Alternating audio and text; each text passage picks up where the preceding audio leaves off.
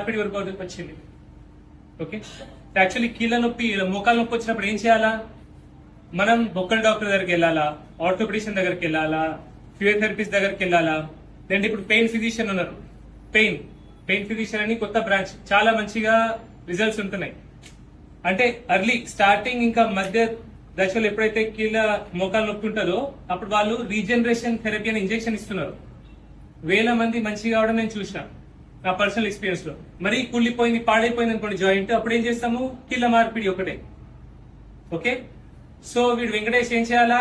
నేను ముఖ్యంగా pain physician ఇప్పుడు ఉన్నారు కాబట్టి పెయిన్ ఫిజిషియన్ దగ్గర వెళ్ళి కన్సల్టేషన్ తీసుకోవాలి. అంతేగాని మెడికల్ షాప్ పక్కన ఉంది కదా అని 10 రూపాయల గోళీ వస్తున్న రోజు గోళీ మింగొద్దు. ఈ వీడియోలో doctor Vikrant Singh Thakur pain physicians గురించి చెప్పారు. చాలామంది పేషెంట్స్ నీ పెయిన్తో, బ్యాక్ పెయిన్తో, లేకపోతే యాంకిల్ పెయిన్తో, లేకపోతే షోల్డర్ పెయిన్తో చాలా సంవత్సరం నుంచి సఫర్ అవుతూనే ఉంటారు.